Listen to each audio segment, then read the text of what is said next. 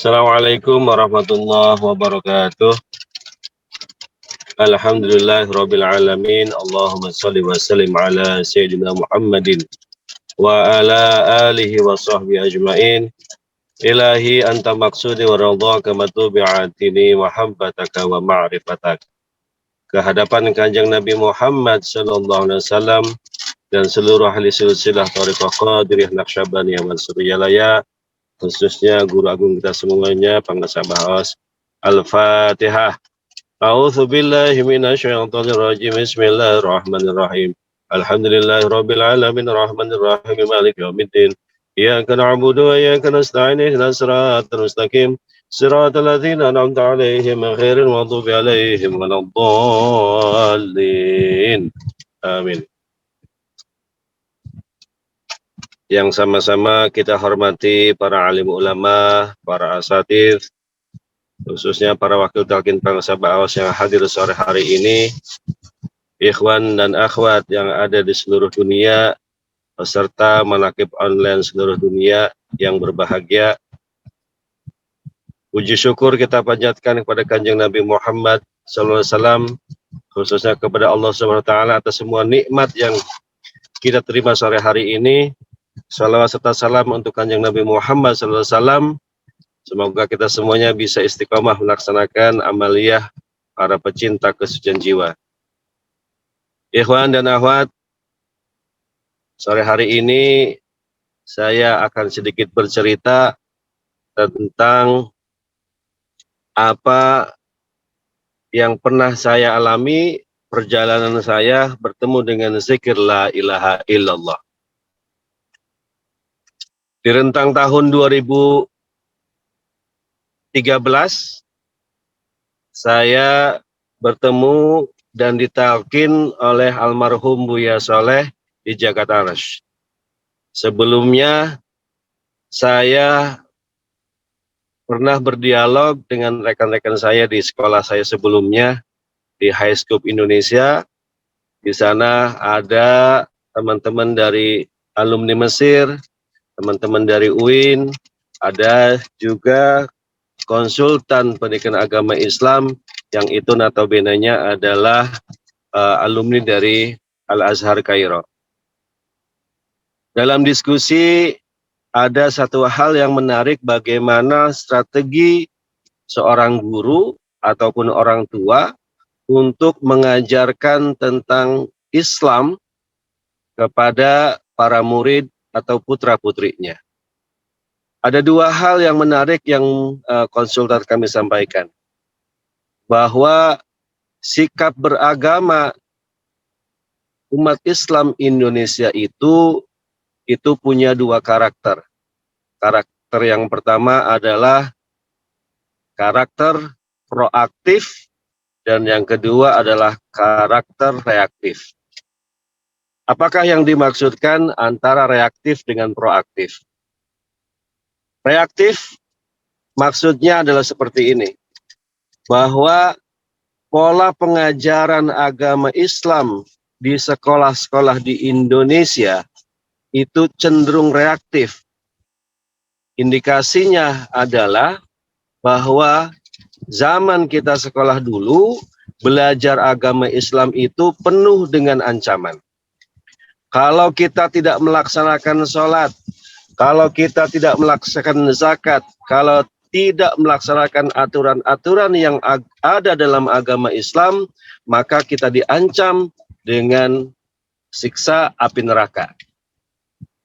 Efek daripada pengajaran yang reaktif ini adalah bahwa muncul rasa takut dalam diri manusia yang kemudian pelaksanaan ibadahnya, pelaksanaan sholatnya, puasanya, zakatnya itu adalah untuk menghindari dari siksa api neraka.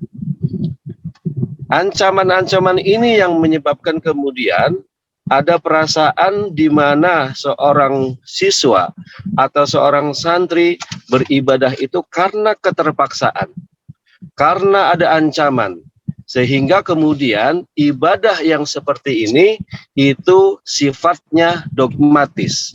Sifatnya adalah sesuatu yang kemudian turun-menurun, dan itu di dalamnya ada beberapa hal yang kita pada umumnya merasa ketakutan dan terpaksa melaksanakan ibadah.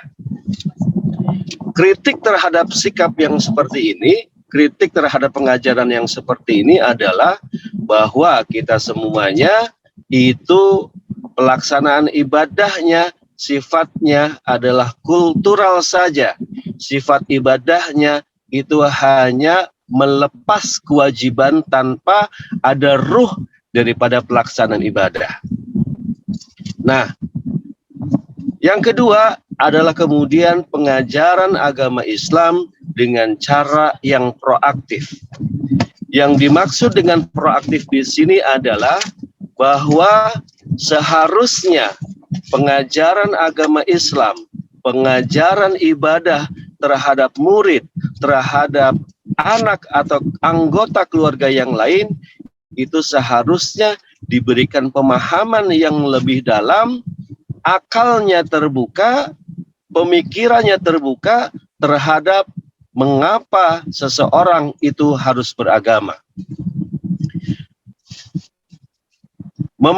Menyampaikan filosofis dari pemahaman-pemahaman agama itu adalah salah satu cara supaya kemudian pengajaran agama atau sikap keberagamaan itu jatuhnya itu proaktif. Proaktif di sini adalah kemudian seorang siswa atau anak-anak melaksanakan ibadah itu karena dia ada perasaan butuh terhadap ibadah tersebut. Analoginya adalah sama seperti ketika kita makan.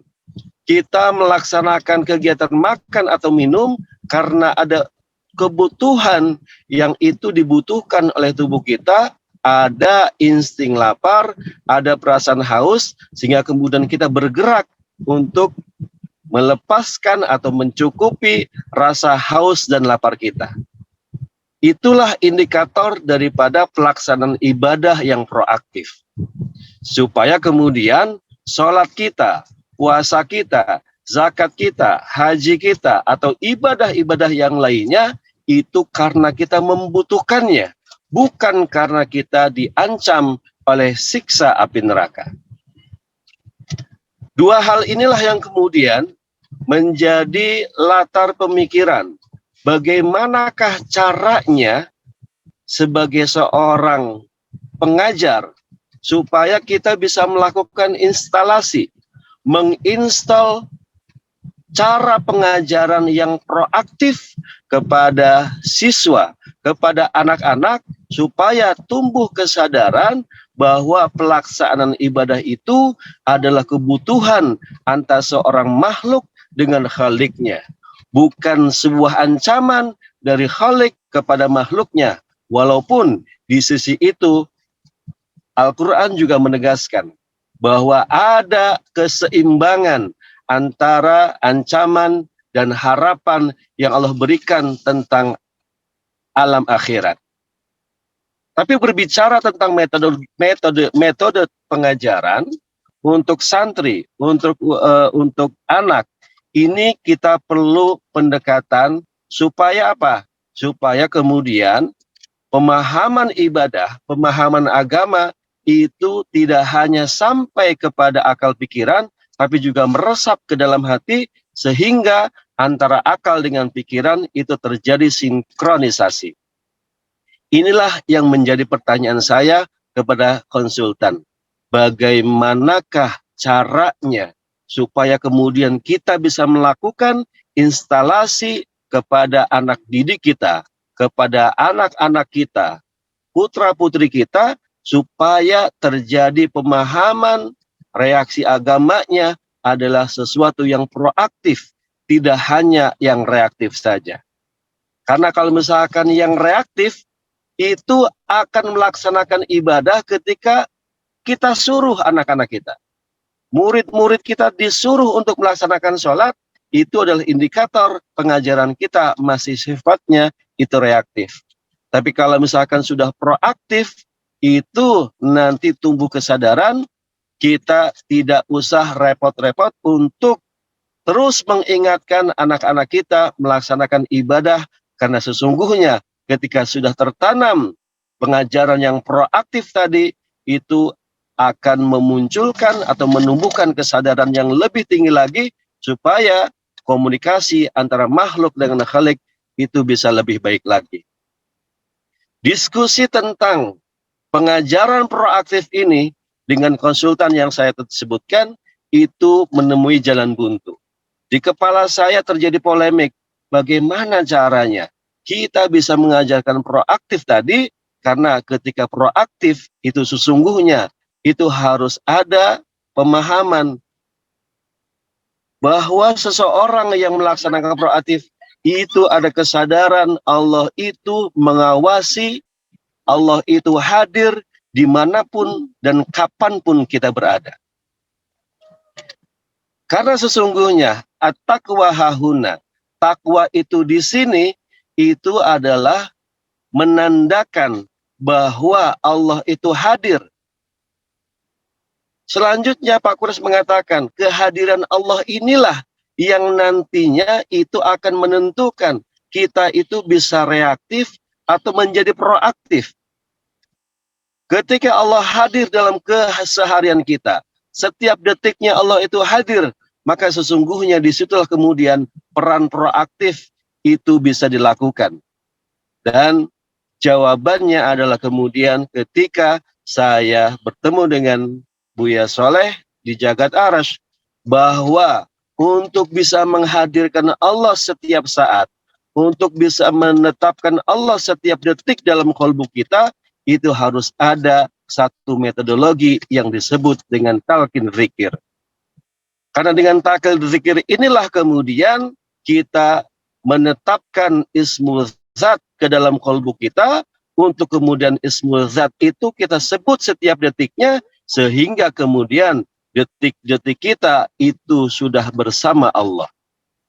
Dan disinilah kemudian baru saya mempunyai jawaban yang konkret, bagaimana metodologi atau tata cara untuk bisa mengajarkan Islam dengan cara yang proaktif. Talqin zikir adalah jawabannya. Menetapkan nama Allah dalam kolbu kita, memasukkan ismu zat dalam kolbu kita, itu sesungguhnya adalah metodologi untuk mengajarkan Islam yang proaktif.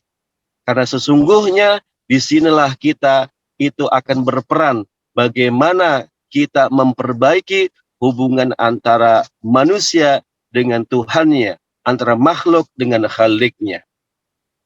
Dan tentu saja bahwa untuk sampai kepada pemahaman yang proaktif yang baik, itu butuh latihan. Itu tidak semerta-merta langsung bisa otomatis terjadi pengajaran yang proaktif. Maka talqin adalah langkah pertama untuk menjadi sebuah metode bagi seorang guru, bagaimana kita semuanya bisa memberikan pemahaman kepada para murid kita semuanya, putra-putri kita semuanya, agar putra-putri kita beribadah bukan karena takut diancam oleh siksa api neraka, tapi ibadah tersebut adalah karena kita membutuhkan ibadah-ibadah tersebut. Sama seperti halnya kita membutuhkan makan dan minum, dan yang lainnya yang menjadi hajat daripada jasmani dan rohani kita. Ikhwan dan akhwat yang dimuliakan oleh Allah, bahwa yang ingin saya sampaikan dari pengalaman tadi adalah banyak para ahli pendidikan, banyak orang-orang yang berilmu menyampaikan berbagai macam metodologi supaya kemudian pengajaran Islam itu bisa dilaksanakan dengan baik, tumbuh kesadaran yang tinggi bagaimana pelaksanaan ibadah dalam kehidupan sehari-hari. Ternyata masing-masing itu punya cara yang berbeda.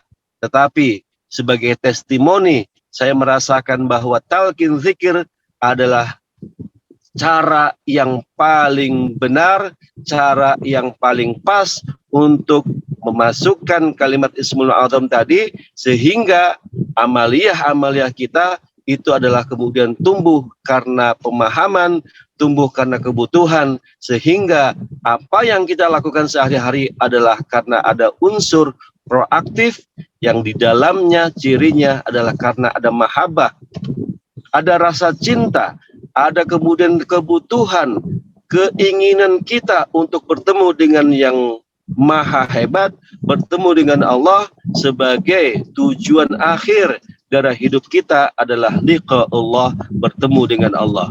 Untuk bisa sampai bertemu dengan Allah, maka kita harus menyiapkan instalasinya, kita harus menyiapkan sistemnya, sehingga kemudian kita semuanya memantaskan diri untuk kemudian kita bisa dipertemukan dengan Allah Subhanahu wa taala, dikumpulkan dengan orang-orang yang soleh. Mudah-mudahan bermanfaat di diskusi sore kita hari ini. Semoga kita semuanya diberikan keberkahan, keselamatan dunia dan akhirat. Para ikhwan semuanya dikabulkan setiap hajatnya, dilancarkan segala usahanya, dan kita semuanya diistiqomahkan menjadi murid-murid Pangsa Baos, para pecinta kesucian jiwa. Berkah semuanya, segalanya, selamanya. Mohon maaf atas segala kekurangan. Wassalamualaikum warahmatullahi wabarakatuh.